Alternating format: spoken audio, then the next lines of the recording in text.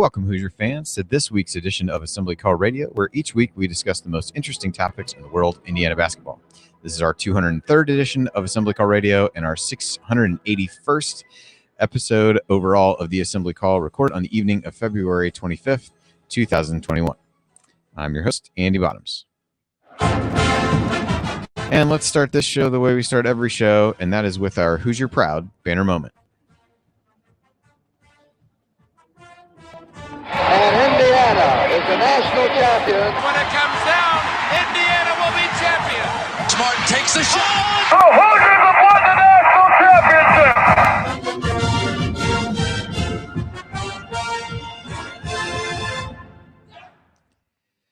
Well, I don't want this to come off as a shot at the men's basketball program in any way, but I'd be lying if I said I wanted to talk a whole lot more about the Rutgers game from Wednesday night.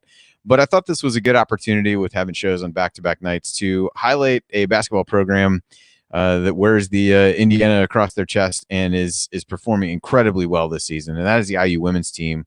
The 11th-ranked IU women last night beat Wisconsin 77-49. They tied a program win with their 13th Big Ten win, and they actually have 3 games remaining. They're currently one back of Maryland at 13-2 in the league. And they've got a chance to really improve on that mark. They should be able to best that overall Big Ten win record. They have 3 games remaining. They play at Ohio State on Saturday at 3 p.m. on the Big Ten Network. They have a chance to avenge one of their 2 Big Ten losses. Then they close the season with a pair of home games on Wednesday against Iowa, and then on next Saturday against Purdue at home. They're currently a 4 seed in the latest ESPN bracketology on the women's side, and have just been a really exciting team to watch. I know my family and I have gotten into them. We took, as many of you know, took my daughters to a game there last year. Really just kind of fell in love with the style of play and with some of the players, and just great examples from a fundamental standpoint. They've got all 5 starters scoring at least 8 points per game, led by Mackenzie Holmes, who leads the team in scoring and rebounding and had 23 points, 9 rebounds, 5 blocks in that Wisconsin win. And then you've got Grace Berger, who's got multiple triple doubles on the season, who averages 14.7 points per game, 6.8 rebounds, 5.3 assists. Just a terrific all-around player. So for those who are perhaps getting frustrated with the men's program, I would strongly encourage you to to give these ladies some support down the stretch. Again, they play at 3:00. So watch the IU Michigan game, watch Assembly Call, and then settle down and watch IU Ohio State on the Big Ten Network on 3:00 on Saturday. And I think you'll not be disappointed with the style of play, with the effort. They've just been a real bright spot for Indiana basketball this year. So felt like a good chance to talk about them and not relive any part of the IU Rutgers game from Wednesday night. So as we move forward here, I'll introduce my co-hosts, and to my left tonight, analyzing players, finding every wrinkle. He hasn't ever hosted, never lifted a finger. Well, let me quickly add just one thing about this. You just interrupted his own jingle. Is Ryan Phillips. Ryan, I assume you're probably like me and have little desire to relive the Rutgers game, but I'll let you go with this, your intro however you want. I'm just going to pretend it didn't happen, but I think it's worth noting that Indiana's lost 3 out of 4, and those 3 losses did not look good and looked, in fact, pretty bad. And that comes after winning 3 out of 4. And so to drop, they're 12 and 11, 7 and 9 in the Big Ten, and heading into a very difficult stretch of the schedule, which we'll talk to, Ed about tonight, playing Michigan this weekend, who's playing as well as anybody in the country, and then finishing the season at Michigan State, who just punked them in the second half last Saturday, and then at Purdue, who stomped them at home earlier this year. So I get it, and I heard from a lot of Indiana fans today who listened to our show last night, and they're frustrated, and they're wondering where the progress is and where the development is and where the change is. And this was supposed to be the year that Indiana had an All-America candidate and had some guys that probably could affect the game and change things and make things a little bit better and some more depth and all of that. And the results haven't been there. In fact, this team is probably, I think, arguably worse than last year. And I get people's frustration. I really do. And that's where we're at with Indiana right now, is frustration. I know the players feel it. I know the coaches probably feel it too,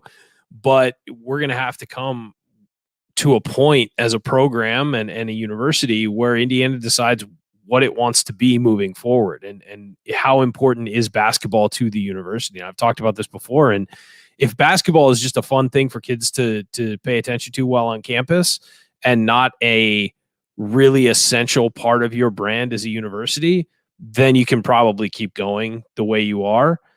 If it's a huge part of Indiana's identity, then I think that some really hard choices have to be made over the next few weeks. And look, Indiana could turn this around and miraculously beat Michigan and go up to East Lansing and stomp Michigan State and end the year on, going into Mackey Arena and miraculously beating Purdue. But I have very little faith that that's going to happen, that things are suddenly going to turn around and get better. We know who these players are, and we know who they are when they're in this system. And I just don't see a whole lot of sunshine and rainbows coming out of this. So I just think that as a whole, Indiana needs to take a look at this and decide what it wants to be, and decide what it wants the program to be, what it wants the athletic department to be. There's a new athletic director. I think a lot of this is going to come down to him deciding and maybe figuring out a way to affect change, whether that's keeping this coaching staff and making serious changes or moving on. But again, I think this university as a whole needs to decide what basketball means to it, because it's been a long time since Indiana has been consistently competitive nationally. And after so many years, it's easy to get disillusioned and to kind of feel like this is just who we are now. And I don't think that's acceptable as an Indiana alum and an Indiana fan, but we'll see what they do. But I definitely think it's come time for everybody to sort of figure out what you want to be in this position. All right, and to my right, making his return to the assembly call, he lives in Ann Arbor, so he's getting an up-close look at Michigan transitioning from being a football school to a basketball school, the inverse transition of what Indiana is currently going through. And he's also the founder of the Power Rank, one of the most trusted sources for NFL and March Madness predictions. He is Ed Feng. Ed, many people wondered what would happen to Michigan basketball once John Beilein left. And after watching another big win right before the show as Michigan beat Iowa, thoughts on what's made Juwan Howard so successful early in his career? Yeah, I think what's made Juwan Howard successful is that Hunter Dickinson is way better than anyone thought he was. This team came into the preseason, I think like 23rd, 24th, something in the preseason AP poll. And that's what they would be if Hunter Dickinson were just any other freshman big man. But he's not. He's really, really good. And he elevates their game on both ends of the court. Really strong in the lower body. That's something you really don't see with freshman bigs. Has a great court awareness. Is able to make the pass. I was also particularly impressed. He actually got a charge call on him against Ohio State. And immediately points to the floor where the guy was standing. And so he knew exactly where the defender was, which I thought was kind of incredible. Take some court awareness to do that. So yeah, Juwan Howard's off to a great start, but let's also put this in perspective too. This also has to deal with Hunter. Last year, Iowa came and visited Michigan in Ann Arbor, and those were back in the days where you could actually go to the stadium. To Chrysler, to the arena. And I saw Luka Garza drop 44 points on John Teskey.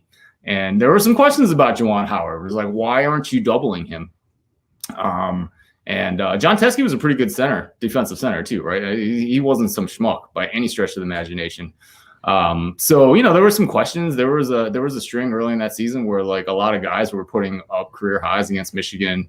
But Juwan stuck with what he was doing. And I think you can kind of, it's been a great start, and there's no doubt about that. And hopefully that will continue for Michigan fans. All right. Well, coming up on this week's show, we're going to have a little IU Michigan preview with Ed. We'll also move into some bubble talk, Big Ten seeding, and March Madness advice as well, and kind of let Ed talk a little bit about what he's done in that space and what his site has to offer from that perspective. And then we'll answer your questions, as we always do. So all of that we've got coming up this week on Assembly Call Radio. But before we get to all of that, and I almost hit the wrong thing, let's talk about insulation, specifically Superior Insulation from our friends at Superior Insulators. They will make your life more comfortable by helping you fix drafty rooms, cold floors, and even excess noise. Plus, their systems help you save money through lower utility bills. More comfort and cost savings. That's a TJD double-double right there. And with winter here, now is the perfect time to invite Brad and his team out to your home or business so they can do for you what they have already done for IU. Yes, the Superior Insulators did all the air barrier systems and spray foam for the new IU Excellence Academy.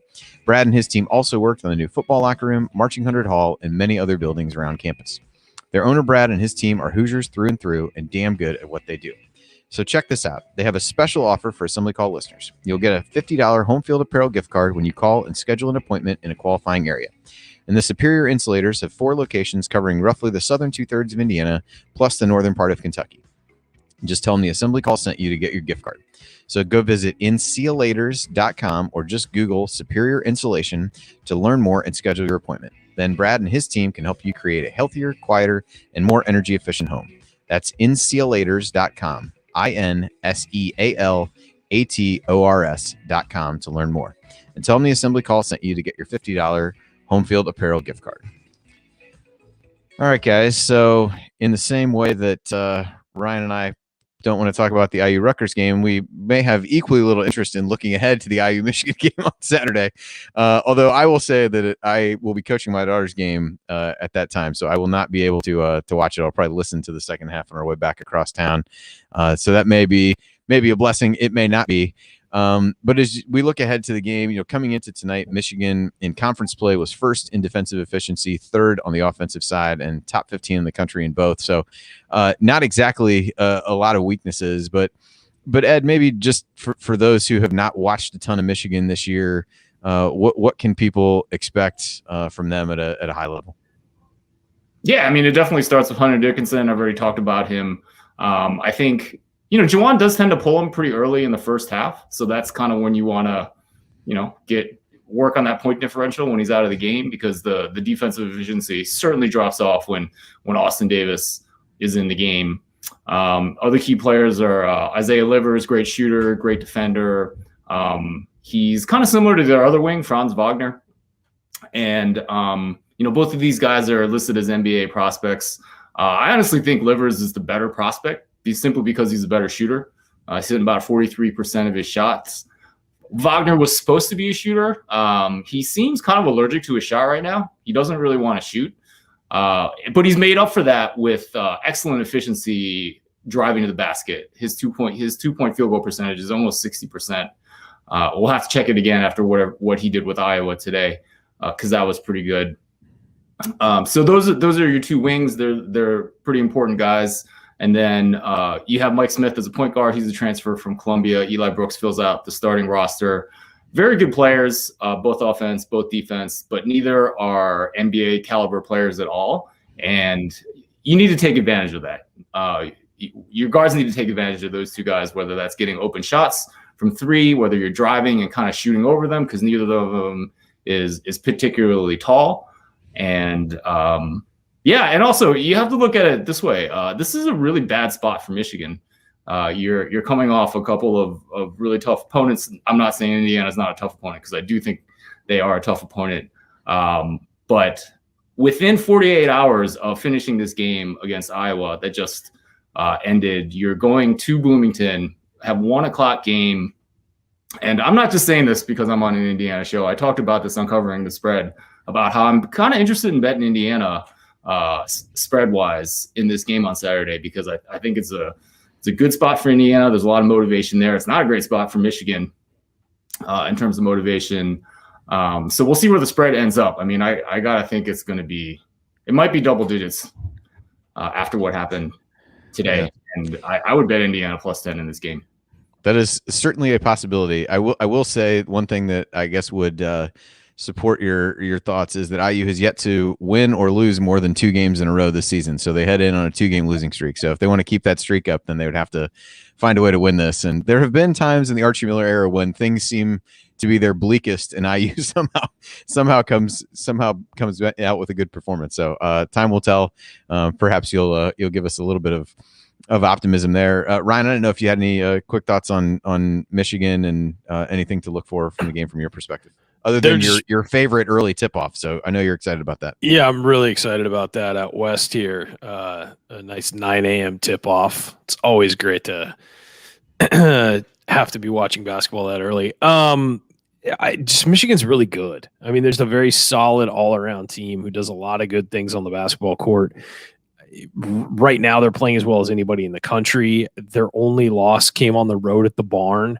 And again, you say losing to Minnesota, like where'd that come from? But Ed and I were talking before the show, and Minnesota's not that bad. It's not a terrible team. And you lost on the road in the Big Ten, which happens to everybody every year.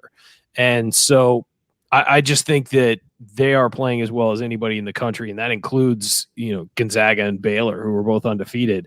And Michigan's is a 1 seed who looks like they're about ready to make a deep tournament run. So that's the highest praise you can give a team. What Juwan Howard's doing there is fantastic. They have a lot of guys who are improving rapidly, and coming onto campus is one thing. And as he said, with Hunter Dickinson being a lot better than they're expected to be. And that's the hallmark of a good coaching staff and a good development system is these guys are getting better and being better than they were projected to be. And if anything, I think Michigan's playing better than it was a month ago, and it was playing pretty good then. So I just think that they're peaking at the right time. Their guys are getting better, and they're getting more reliable too. You understand in a game what you're going to get from Michigan, and they're still rising above, defenses setting up for them and trying to stop them. So really just an excellent job by everyone at Michigan this year.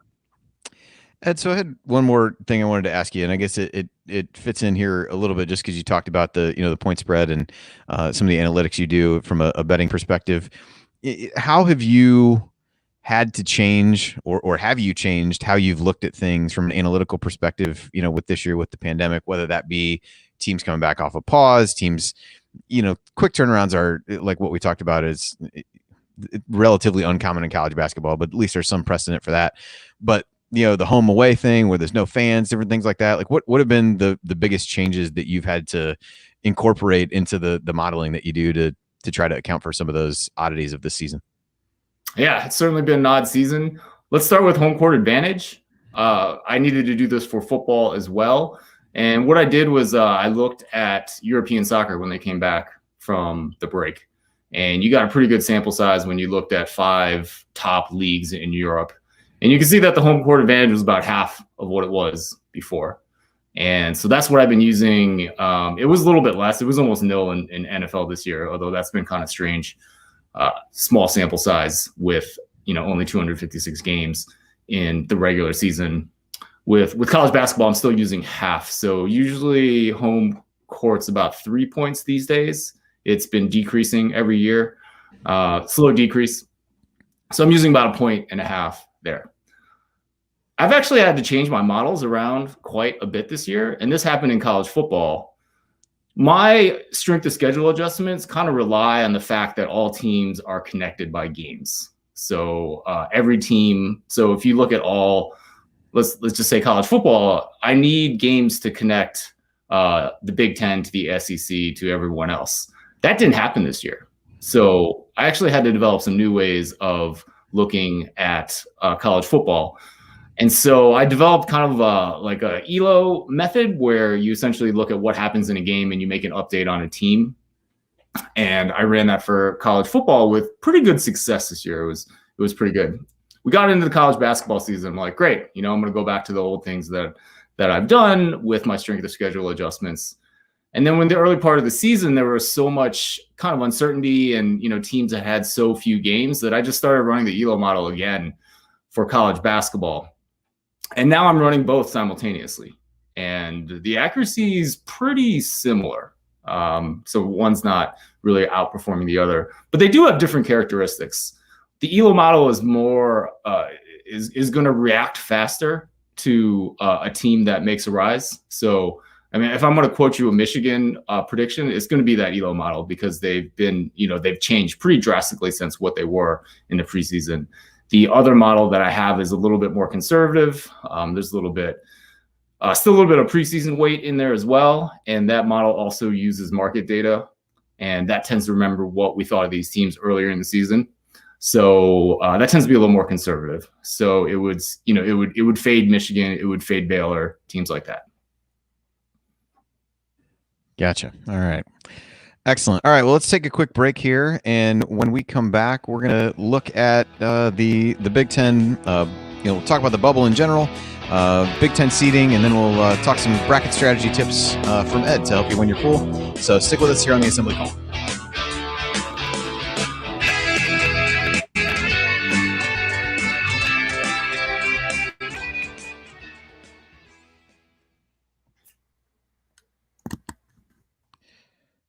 All righty. So 20 minutes and 30 seconds there. All right. So welcome, everybody. Thanks for being back again with us for the show. And Ed, thanks for joining us. Curious from an analytical perspective, this is probably a question that when Coach listens back to this, we'll be interested in. Do you have any thoughts, strong opinions on the net rating that the NCAA has put into play? Have you dug into that very much? I have not dug into it too much. I know it's better than RPI. So RPI was not a particularly good measure because it did not use margin of victory in its calculations. And you're essentially neutering your method if you don't consider margin of victory in what you do. So I don't know the specifics of net. I do know it's better. And the way you know that it's better is that the committee is getting a lot better at seeding teams. When I first started running numbers over a decade ago, there would be a lot of lower seeded teams that had more than 50% chance of winning. Those tend to be really rare these days. And I think you can kind of see that in the Big Ten as well. In my numbers, most of the seeding looks right in terms of where teams are seeded. And I think it would kind of correspond to where KenPom has these teams as well. So you can tell that the committee is using analytics. That means net is not bad. I think there was some weird stuff. I mean, anytime you're only using wins and losses to evaluate a team, that's a problem. But I think their methods are pretty good in general. Yeah, it's interesting. Coach has been texting me back and forth the last couple of mornings just about oddities they see. IU actually moved up one after last night's game. I was like, boy, those 8 points late from Jordan Geronimo really must have helped, because otherwise there's really there's a 20-point loss. Yeah. No logical reason for that to happen. So there's always some oddities. I think in general it does a pretty good job, but I think some of the cross-conference stuff that you mentioned is also at play. Colgate didn't play any of those games. They're 12th or 13th or 11th in the net, and there's just no way to kind of normalize a team like that and some of those things. So Colgate is top 15 in the net. Yes, sir. Yeah, yes, sir. Because statistically, they're making O'Donnell Foyle proud, sir. How dare you? That is a great reference, Andy. That is a fantastic reference. They're top 5 when I look at margin of victory adjusted for strength of schedule, and they're not one of the top 5 teams in the country. And the way the quants usually deal with it is, that's why you put some preseason weight in there. That's why they're not top 5 in Ken Pomeroy. You're still even with 30 games in college basketball, it's still a pretty small sample size, and you can show that you get better predictions if you still a diminishing preseason weight, but it should still be in there, and that will give you a better estimate for Colgate. Yeah. And I presume net doesn't have that, right?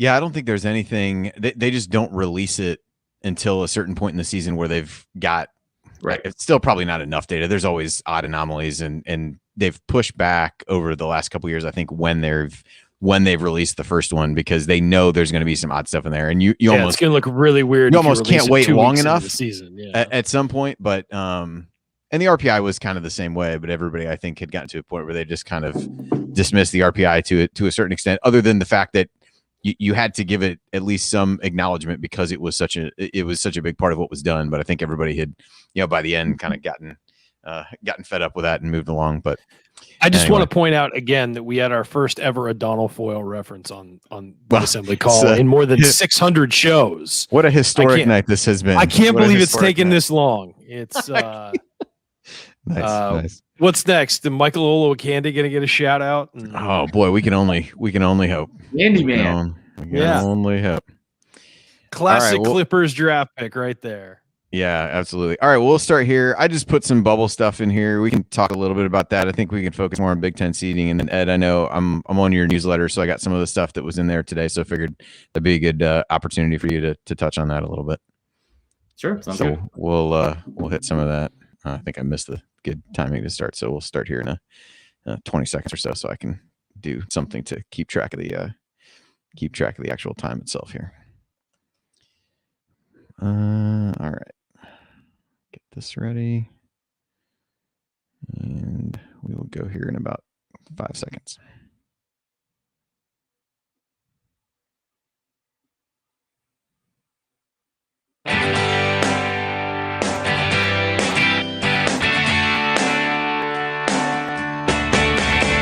Hi, this is Jawan Morgan. What's the only thing better than getting IU's first triple-double in 47 years? Celebrating it with friends afterwards. Join Jared, Andy, Ryan, and Coach on the assembly call after every IU basketball game. Go Hoosiers. And welcome back to the Assembly Call. You can find all of our content over at our website, assemblycall.com. And if you ever want to join the chat mob during our unedited live broadcasts or watch those replays and see all the between segment banter that tonight included a reference to former Colgate and NBA big man Adonal Foyle, you can check out our YouTube channel at youtube.com/assemblycall. I'm Andy Bottoms here with Ryan Phillips and Ed Feng of the Power Rank. And as we get surprisingly close to March, believe it or not, wanted to talk a little bit about the bubble and a little bit about Big Ten seeding. I think, first and foremost on the bubble is IU. I looked earlier at the bracket matrix, which had not been updated for last night's game, so it may have pushed IU a bit further down, and I can attempt to pull it up here while we're talking. But just try to look at some of the last teams in and the first few teams out as you go through that, and it has been a week on the bubble. As I look at the bracket matrix now, it still hasn't been updated since the 24th. So we'll just we'll roll with this. But last 8 at-large teams in, you had Xavier, who lost at Providence last night, Drake, Seton Hall, who lost at Butler, which is not a good loss at all, St. Bonaventure, IU, who lost at Rutgers, as we all know, Colorado State, Minnesota, who plays Northwestern tonight, and then and UConn. So you've got a Big Ten flavor to what those last 4 teams in would be.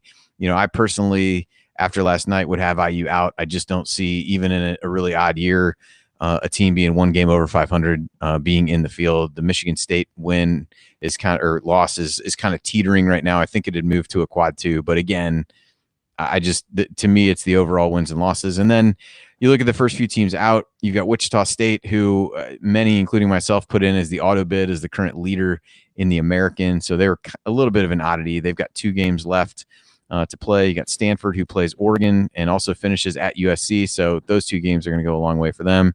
You've got Ryan's favorite, Duke, who's won 4 straight to get themselves back in the mix. They've got a few big games left, playing Louisville, at Georgia Tech, at North Carolina. Georgia Tech has won 3 straight to get back in, and then Richmond and St. Louis with the complete the A10 flavor of the bubble itself. Ryan, are there particular thoughts you have on, and not necessarily IU, but as we look at some of those bubble teams, it's a lot of really unimpressive resumes. Do you see anybody that you've seen that's kind of trending the right way as opposed to the wrong way? As I mentioned, so many of those teams seem to lose. Well, it's Duke. I mean, Duke is trending in the right direction. And let's be real, the committee has a chance. It's going to put Duke in the tournament. It's a huge fan base. They're going to want to put them in the tournament. If Duke gives them a reason to be in, they will be in my opinion. It just seems every year Duke gets bumped up a little bit higher than some people have been projected.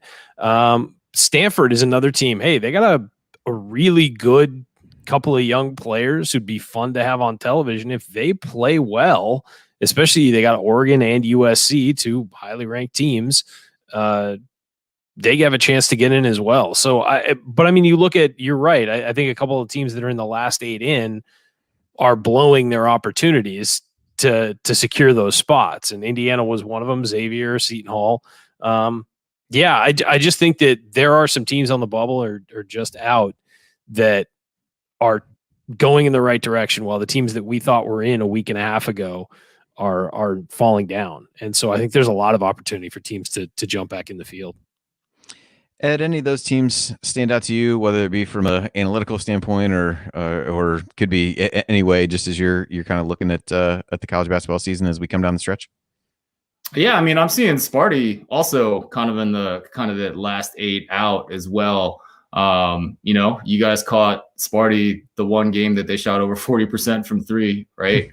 And that IU has a way of doing that with teams. Well- We're the get right for a lot of people. So I'm doing a bracket wisdom series on my podcast, the Football Analytics Show, and the first 2 episodes will argue against what you guys are saying. 3-point defense is incredibly random. We've kind of known this for what Ken Pomeroy has done before. I kind of put a different spin on it with a different analysis, not looking at correlations and how predictable it is, but looking at the skill in it. And essentially, you look at all 300 and some college basketball teams, and you look at whether there's outliers.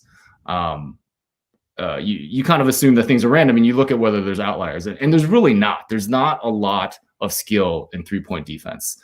There is skill in whether you allow 3-point shooters to shoot. So 3-point field goal rate allowed, meaning Indiana's as a defense, Indiana is going to allow opponents to shoot a certain amount of fraction of their shots from 3. That's a very sticky statistic. That is a skill. But once the shot goes up, it's like flipping a coin. So anyways, those are the first 2 episodes of my Bracket Wisdom series. If I can plug that real quick. So yeah, it's not you. I guess that's what I'm saying.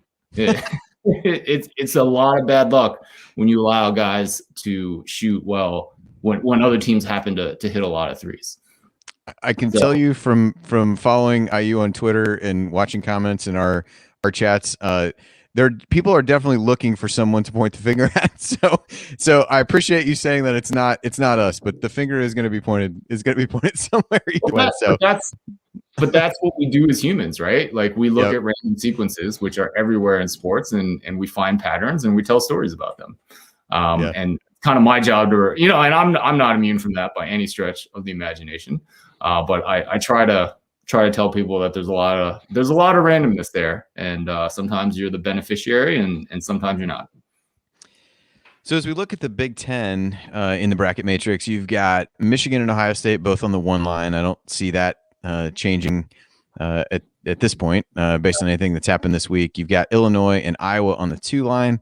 I don't know that Illinois, they were the top 2 seed in a lot of places, including my own this week. So I don't think losing to Michigan State will drop them off the 2 line entirely, if for no other reason than Alabama was also a 2 and lost, and Iowa was the last 2 and lost at Michigan tonight. And there's no shame necessarily in doing that, but they may fall to a 3.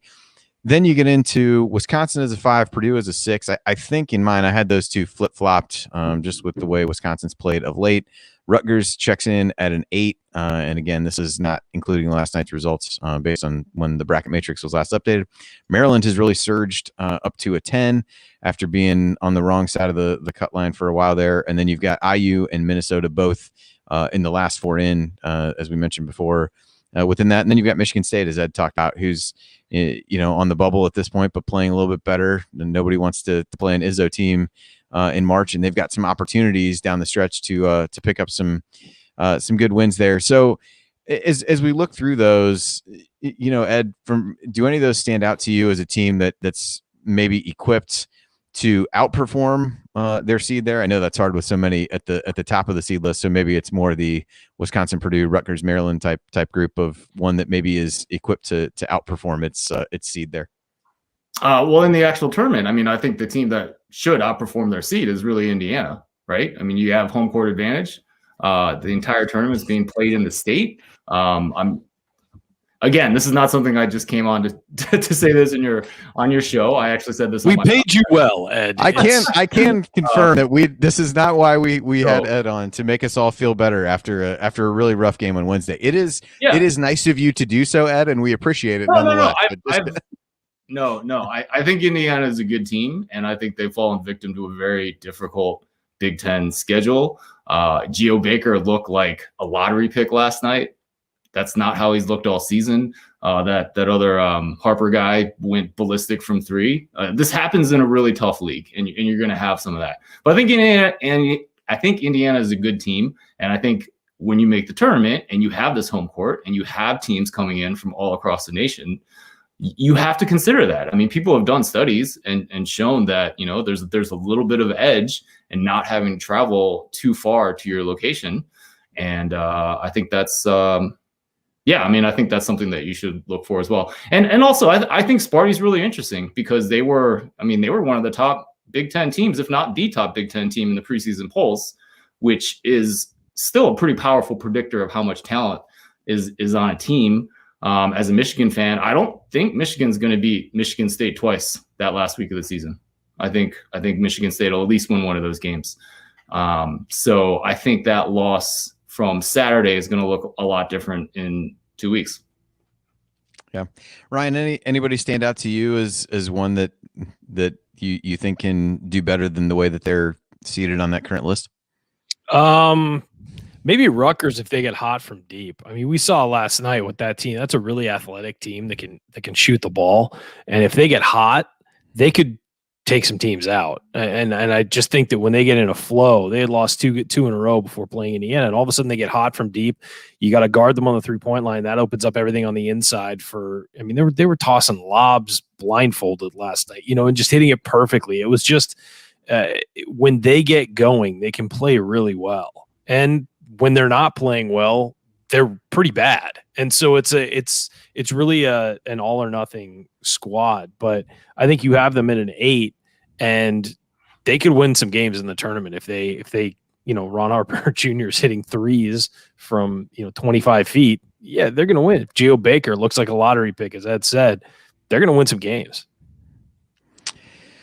What about on the flip side of that? Anybody you think seems set up to disappoint based on that? I'll throw that one to you first, Ryan, if you want to take it first. Anybody you want to throw some shade at Wisconsin? I could say Wisconsin. I could also say Iowa. I mean, Iowa's lost twice to Indiana. I actually should have known that the Iowa was coming. That was my fault for throwing Wisconsin out just because of your history with them. Wisconsin. I should have said Iowa. Wisconsin catching shrapnel for no reason. I didn't say them. Not for no reason, but yeah, but I think Iowa could certainly disappoint. And it's a team that doesn't play a whole lot of defense, and you need to be able to do that in March. And so we've seen Iowa not play well down the stretch previously in Fran McCaffrey's tenure. So they're the blinking light of a 2 seed right now. Looks like I don't know if I trust Iowa that much. Now they're good. They're a very good team, and certainly I could see Iowa playing well, hitting their shots, and scoring 90 points a game in the tournament and getting to the Sweet 16, Elite 8. But if I had to lean one way or the other, I would lean on them potentially disappointing. Ed, what about you? Yeah, I think first you got to mention Illinois because we don't know what's up with the injury to DeSumo. He's their best player, right? So, but I mean, key to everything they do, absolutely. Right. I mean, the big guy is pretty good too. But that injury, I think that needs to be mentioned if you're going to talk about teams that could underperform. And then I will definitely second what Ryan said in terms of Iowa. Definitely in terms of what Ryan said in terms of their defense. But I'm also going to throw in a little bit about their offense. 3-point shooting is really random. And I've done some work to show that, there actually is skill when you look at players and their 3-point shooting percentages. You kind of get the obvious. Steph Curry really is better than everyone else. But there's still randomness in that quantity. Luka Garza is hitting 44% of his threes. He was never in excess of 36% in prior seasons. That's unsustainable. And I want to give the guy credit for being able to get better, and kids do improve. But when you see improvement like that, he is flying over his level right now. Also with Wieskamp too. I mean, he's hitting almost 50% of his threes. And he's a better shooter, but that's kind of an unsustainable rate. And so I think I was going to disappoint for that too. I don't think they're going to be able to continue to hit threes at the rate that they have. Since I'm giving away all my best advice, that also applies to Baylor and Jared Butler as well. And, we all know that the gold standard is offensive and defensive efficiency, right? Points per possession, adjusted for strength of schedule. The 3-pointer is the way that you can kind of make adjustments to that and kind of predict which teams are overrated or underrated. It's all about that 3-point shot, and that it's not a good sign for Iowa. All right, so as we think ahead a little bit to the tournament itself, we've got Big Ten teams, half of the top 2 seed lines, and as Big Ten fans know, they haven't won a national title since 2000.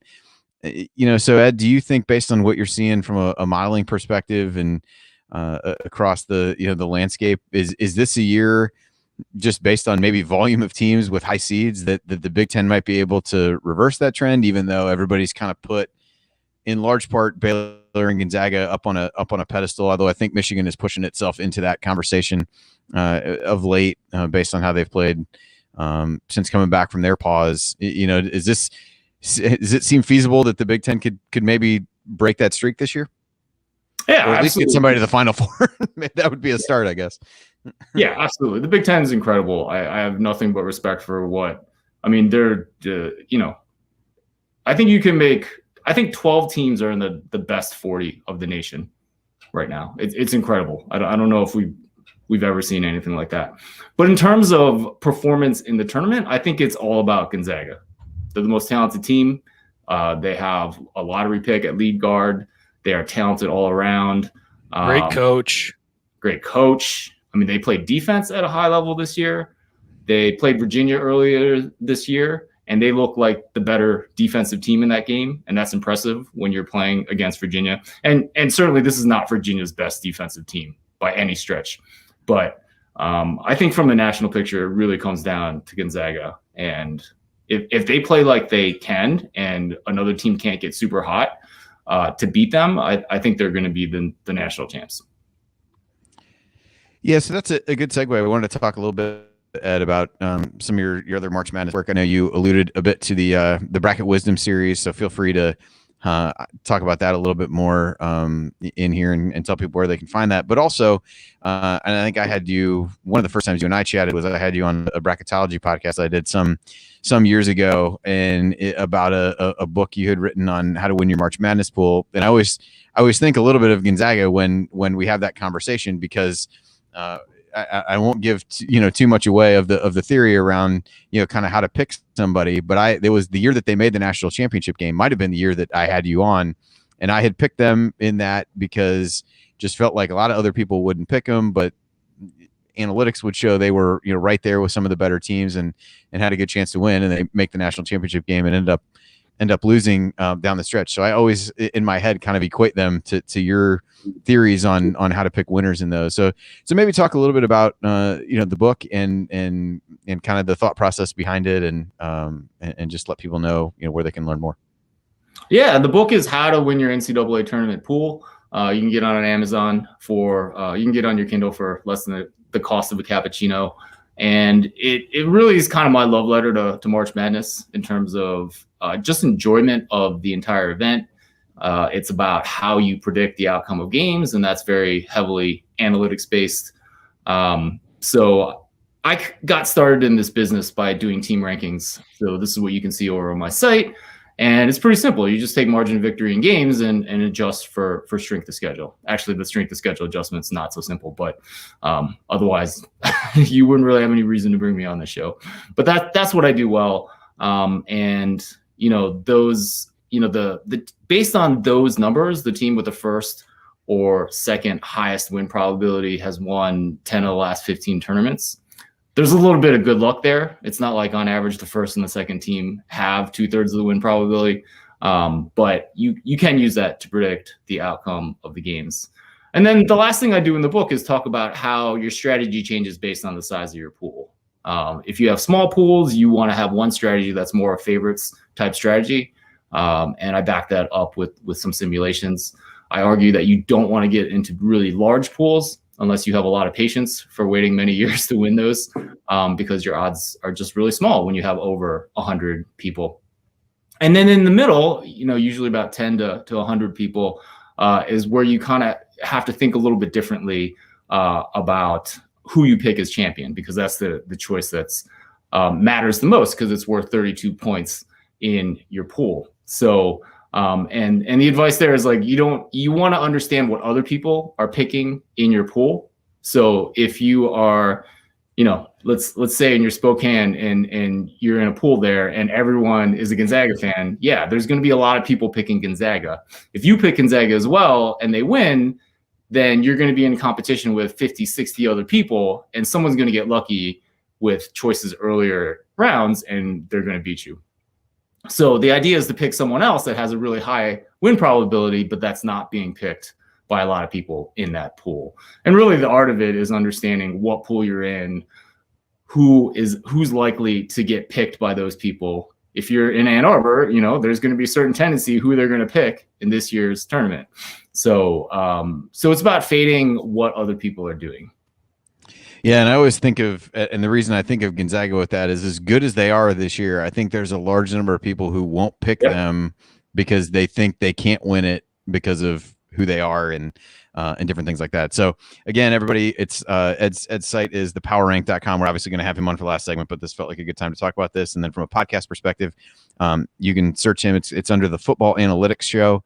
And there's the most recent one is actually someone interviewing Ed on a little bit more detail about what he just talked about. And then are those Bracket Wisdom podcasts going to be under the same? They're going to be under the same same umbrella, right?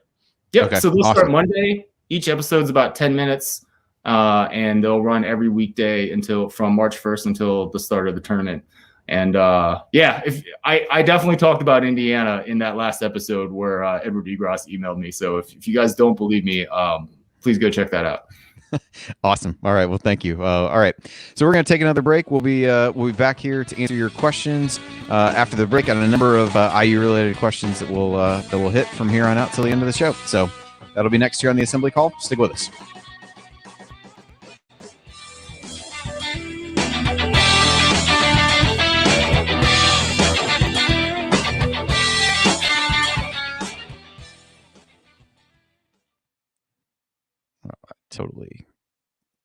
Totally stop that recording. That was unfortunate. Do you have to restart it, or I don't have to I can just restart it. It'll just be two pieces, but that was how much time do we have? I was like, oh sweet, I did a good job of timing that up, and then I totally hit the button to stop it. Technology. Let's see. So really the human in this case is the issue, but all right, we got about 8 minutes, I think. A little bit less than 8 minutes, I believe, if I'm doing the quick math correctly. So I think we got 7:56 for questions. So I tried to organize these in the order a little bit of the ones that I thought we could touch on first.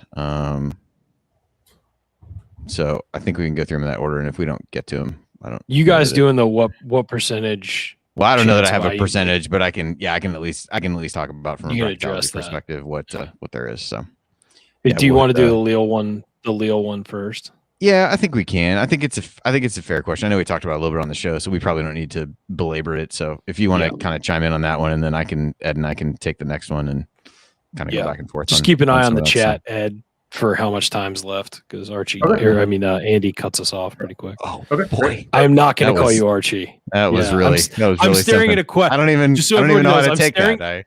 I'm staring at a question about Archie, and that was I sincerely apologize, Andy. Well, that's where we are. Do you feel like you have to It's not even his real name. It's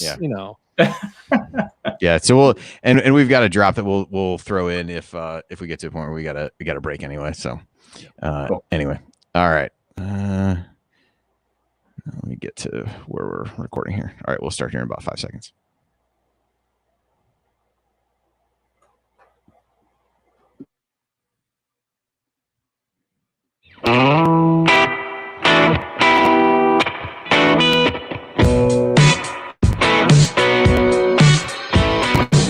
This is Nick Zeisloft. I never miss an open three, and I never miss an episode of the Assembly Call. All right, welcome back to the Assembly Call. I'm Andy Bottoms here with Ryan Phillips and Ed Feng from the Power Rank. And remember, you need to be subscribed to our email newsletter. We send out a weekly IU news roundup, even during the offseason. And after every game, we send out a detailed post-game analysis. Just text IU to 66866 or go to assemblycall.com. Again, that's IU to 66866 or go to assemblycall.com. It's now time for our mailbag. As always, all questions were submitted as part of our private IU basketball discussion community, which you can learn more about at assemblycall.com/community. All right, Ryan, I'll throw this one to you first. This comes from Max. I've been harping on this for a while, but why hasn't Leal seen the floor more? I like Galloway, but seems to really gum up the offense. Needs to work on his shot in the offseason. Stashing Leal in the corner buys us a little badly needed space. And then I know we hit this at least a little bit on the postgame show last night, but wanted to kind of give your thoughts, make sure we answered this one. And so any additional thoughts to what you had last night, or even just to kind of talk through your feelings on the playing time of the freshman wings? It honestly sounds like I submitted that question. Let's be real. I've been saying from your burner. Yeah, it seems like for a while that I've been saying I think Leal needs to be on the floor to spread the floor a little bit, because the driving lanes aren't there for Indiana right now. Occasionally something opens up off a screen or a screen and roll, but it's not really opening up on its own. And the reason why is because everyone's helping off of 3-point shooters. The only guy they really don't help off of tremendously is Al Durham, because he's been on fire lately. But in general, nobody's helping. I mean, Trey Galloway gets the ball. There's a guy 7 to 10 feet from him. Nobody they're just daring him to shoot. And sadly for Trey and Indiana, he has been shooting, and that's not a great recipe when you're shooting like 17% from 3 in conference. So on the season, I don't know why Anthony Leal's not playing. We're not privy to everything that's going on in practice or behind the scenes. But yeah, I think that guy needs to be playing, because he adds something concrete to an offense that doesn't have a lot of answers right now. And he adds a discernible skill that very few people on this offense have, and something you can point to and say, well, he does this really well. Get him the ball. And especially with as much help as other teams have off of the perimeter players onto Trace Jackson Davis, you can work things out to clear a side of the floor and make it so he's the swing man to get the ball on a double team in the post, or a guy that, can be driven at his side of the floor to open things up. So I think Anthony Leal should be playing. I don't know what's going on to leave him on the bench, but he came in last night, immediately hit a 3. It's, this game isn't very complicated. You have guys who can shoot, they should be on the floor. Yeah. The only thing I would add to that is what you saw in that stretch last night. He was over there in the corner. They kick the ball out to him. He makes a 3. The next possession, he just goes and kind of stands in the corner again.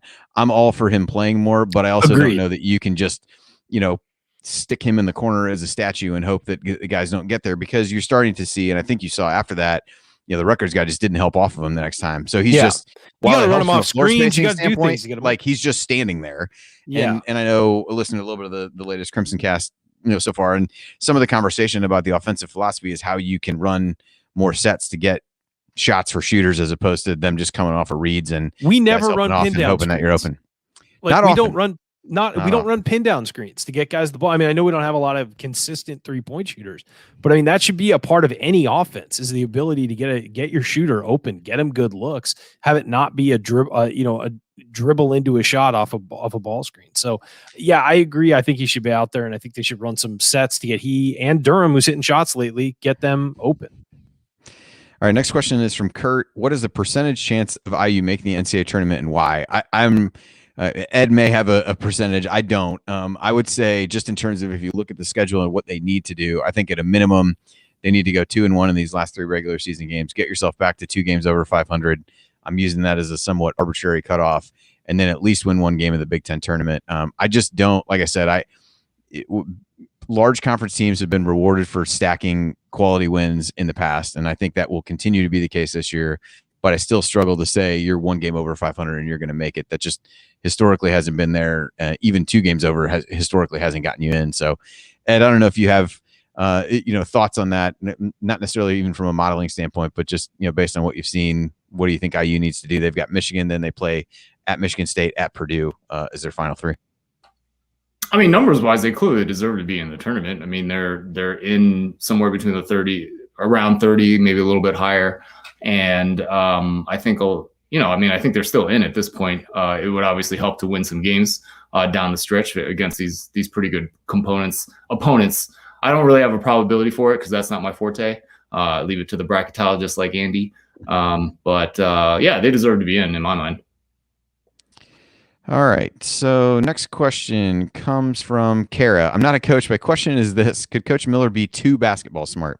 People talk about how he knows X's and O's. Maybe that's why their players always seem to be in their heads. Could it be the team needs to be inspired rather than just coached? I wish we could infuse some of Coach Allen into Coach Miller. Ryan, any thoughts on that? I know you've talked before about, Archie really knows his basketball. I don't think anybody's disputing that, but Yeah. is the disconnect really an emotional one as opposed to a X's and O's one? Based on, again, we don't know that, but based on kind of your opinion. I honestly don't know. There is a disconnect between what Archie knows and what he preaches and what happens on the floor. And I don't know if that's, he doesn't have players who fit his personality, so they don't gel, and the voice from the coach doesn't reach the floor through the players. I don't know if he is just not good at that. I don't know if he's not a pep rally, rah-rah kind of guy. I don't know if he's too analytical. I don't know what he's like in a locker room because I've never been there with him. And I don't know what's going on behind the scenes. We don't. We're outsiders looking in. What I would say, and what I think is the most important part, is that what he preaches to the world does not make it onto the floor. And that means there's a problem. Somewhere there's a problem, whether it's the players not getting it and maybe not being on the level that he needs them to be, or whether he's just not good at translating his knowledge and transmitting it to the floor through his players. Whatever's going on, it's a problem. And that's kind of the issue we've got right now, is that the idea of what he wants to do is not making it onto the floor. And there's a disconnect somewhere in the supply chain there, if you want to call it that, from the coach to the floor. And so I don't know what the answer is. I do know there has to be changes, because you can't have that for 4 years when you've got your players in the system and you developed them and all that, and they're at the point where they're not improving or being able to put your process into motion. So there's something going on. I don't know what it is, but it's disheartening to see, because Archie is a smart guy from a great background, and he gets a lot of good things, good parts about the basketball experience. So I don't know what's going on. That's it. We're done. No more questions. All right. Well, that'll do it for tonight's episode of the Assembly Call. If you want to see us do the show live, join us at assemblycall.com on Thursday nights for the live broadcast of our Assembly Call radio recording. Special thanks to Bob Thompson for producing a lot of the music that you hear on the show. And thanks to Ed Feng for joining us. Again, you can find out more about him at thepowerrank.com. And thank you for listening. We'll talk to you again on Saturday after IU Michigan. Until then, take it from me, Freddie Mac Swain Jr. Keep your elbows in, your eyes on the rim, and man, go up and dunk the ball. Go Hoosiers. Thank everybody for coming out. All right, I got to get out of here, folks. Thank you. All right. We got these old run sheets. We got a lot of old information in there that I had to navigate, but I think I did okay. One other question I wanted to kind of get your thoughts on, Ed, and then we can wrap things up. There was the question in general was about Archie's assistants and, kind of what they've done. There've been some changes over there and kind of what that has done. I was a little bit more curious to spin this a little bit on the Michigan side of things. A lot was made of Juwan Morgan and his first foray into college basketball. Juwan Howard. Sorry. It was bound. I almost did that last night. I almost bound to happen. About Juwan Howard and his first, foray into college basketball, bringing on Phil Martelli, a guy that had a ton of experience and had been let go. What has been, as you're up there in the area, is that something that you feel like is maybe overblown by people, or do you really think that's been a huge help to Juwan as he gets started on his college career? And certainly, if there's anything you'd add about the other folks on staff, certainly open to talking through that as well. So Juwan, yeah, I mean, I think Martelli's a great asset. I grew up near Philly, and I nearly lost my mind when his St. Joe's team almost beat Stanford, when Stanford was really at its peak when I was a grad student out there. And then I got a chance to meet Coach Martelli at the Target in Ann Arbor when he first got into town.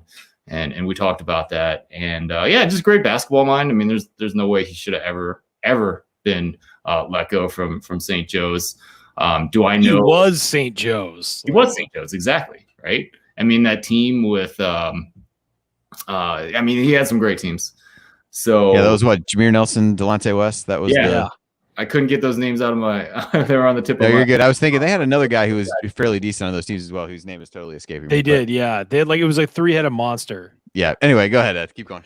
Yeah, but I mean, as far Phil Martelli, why they're successful, I don't know. I don't know that many details about the program. Howard Isley was another hire that he made. I'm pretty sure that he might become the BC coach next year. He kept Saudi Washington. on staff, but he let one of the other assistants go. That was kind of John Beeline's defensive coordinator, and a lot of people questioned that at first, and it's turned out okay. I think he's done a good job with the defense. It's a very modern defense that runs shooters off the line and does not allow you to shoot the three. Doesn't really kind of hard hedge off the pick and roll. But so Juwan definitely had a beat on what he wanted to do on the defensive side of the ball. So yeah, I mean, those things have worked out so far. We'll see if he can keep it going. Quick question for you, Ed. Do you think that John Beilein will go back and coach somewhere in college basketball again, or do you think he's kind of? Yes. So he's my neighbor. Oh, okay. Yeah, he's my neighbor. He kept his house in Ann Arbor. I see him walking the dog every so often. I used to see Kathleen like every other week at Whole Foods. So yes, he will coach again. I think he wants to. Every time I talk to Kathleen and I see her and I was like, he had double bypass surgery a couple years ago. Right. That's part of the reason I asked. Yeah. Yeah. And I saw Kathleen at Whole Foods and I was like, how's coach doing? He's like, oh yeah, he's fine. He's great. These coaches are a different breed. I think she said that to me multiple times, and I've only seen this woman like a grand total of 3 times in my life. So what do you think his opinion would be about coaching at the Harvard of South Central Indiana? Is that, I mean, oh boy. A lot of people on Indiana sites and things like that always bring Beilein up, even when he was with the Cavs and he was still with the Cavs and things weren't going well. They're like, wow, is he the one who got away and all that years ago when they had a chance to get him from West Virginia? And I was just wondering if he's even looking to take on a project like that because you watched him for years in Ann Arbor and obviously you're his neighbor. I think it's a great question. I think if you're Indiana, you have to ask this question: like, is that the type of program that you want? Right? Yeah, not the program that's going to be bringing in a lot of 5 stars. And have the idea of getting to that top 10 that that's where you expect to be. I don't think John Beilein is going to be a long-term solution anywhere just because of his age. Right, of course. Yeah, I think that's the other part. Can he groom an assistant head coach that's going to take over? And I think he would have to come in with a coach in waiting kind of situation. Maybe not officially outwardly, but he'd have to bring in a very strong number 2, I think. Yeah, absolutely. And so last time I talked to Coach, he was, I was like, what are you up to? He's like, oh yeah, I teach my class at the University of Michigan. And then he said that 9 of his assistants are now head coaches. So the man spends the majority of his time watching those games and trying to help out his former assistants. I think, one of them would be more than happy to come in and take that assistant head coach role. It's an interesting marriage. It's an interesting idea. I don't think it doesn't scream to me like the right fit necessarily for you guys. Yeah, I'm just throwing it out there because people bring it up. Yeah. No, I mean he's a great basketball coach, but you got to remember, like he didn't make Michigan in 2 or 3 years by any stretch. It was a long-term project, and there was a long-term learning process in terms of kind of recruiting on a higher level, and then he kind of had the ideas about how to run an offense, and that kind of peaked with the Trey Burke team and the Nick Stauskas teams, and those teams were incredible offensively. And then it really changed, and he brought in different assistant coaches that helped him with the defensive side of the ball, and they became one of the best defensive teams in the nation. And one of the craziest turnarounds in college basketball. Insane. It was that. Because he was known, even from West Virginia, as being just this crazy offensive team. They bomb threes. It was almost like the spread offense in college football, which was funny because Rich Rodriguez was at West Virginia at the same time. And it was just running up crazy scores and beating teams. And then Michigan flipped. I mean, it was a philosophy almost completely flipped defensively. It was really impressive that they were able to do that. Yeah, and so the guy that I haven't been able to get off the tip of my tongue, Luke Yaklich, was the defensive coordinator under Beilein. He was the guy that a lot of people expected to stay around, and Juwan decided not to keep him. So, but he's a great coach. He's at the University of Illinois Chicago right now, and he was a big part of that transition from offensive to defensive team. He was the one that got those switching schemes so that I mean, those teams didn't allow any open shots. Like you couldn't take a 3, and then they would rotate so that you couldn't really take a 2. And it was impressive to see. And that was part of it. Having Xavier Simpson and John Teskey was a part of it. But yeah, and that was kind of the core that Juwan inherited. Awesome. Yeah, I've enjoyed Beeline in the handful of games I've heard him do on TV as well. He's a guy that, you know, obviously they all know basketball, but I think talks about it in a way that is pretty accessible. I guess maybe some guys I think struggle with that, transitioning directly from coaching into broadcasting, but I think he's done a nice job. So I think he's got a future in that if he wants to. But yeah, I think I've heard multiple folks say he's got an interest in getting back into it, at least for a little while. So I mean, he hasn't told me that, but you can kind of tell. I think he wants to get into it. Yeah. All right, fellas. I think that'll do it. Sorry for the late start. Everybody had to apparently multiple pieces of the software needed to host the show. Needed to be upgraded before I was able to get things started. So that was the delay. That was totally on me. I hadn't hosted since I upgraded something else and got us there. So it was not people were not on time situation by any means. So Ed, really appreciate you coming on again, folks. If you want to learn more about that, it's thepowerrank.com. And then the podcast is under the Football Analytics Show, or you can just look up Ed Feng and it'll come up there. So looking forward to the bracket wisdom ones that you talked about. I think those will be good to get everybody ready for March. So always enjoy having you on, as we do. I think pretty much a yearly event at this point. So thanks for coming on, and good luck to Michigan in the game on Saturday and the rest of the way. And thanks for saying all those nice things about IU. I don't know that I think many people are probably past the point where those things really make them actually feel better. Right. But it was still nice to hear, nevertheless. So especially after last night. So we really appreciate you coming on. Oh, absolutely. Thanks for having me. And I meant everything I said. And as I said, this is not the only show I've mentioned those things on. So it's not. No, guys, I really meant it. I did. Yeah. Yeah. There's no reason to lie. So, checks in the mail, Ed. You got it. Yeah, absolutely. Thanks, Ed. Thanks, Ryan. Thanks, Ed. Saturday, I believe, Ryan, it's you and Galen doing the show. Motley crew talking about Michigan. We'll have that, and we'll go from there. So cool. Thanks everybody for joining us 2 nights in a row, and we'll talk to you guys on Saturday. See you. Later, guys.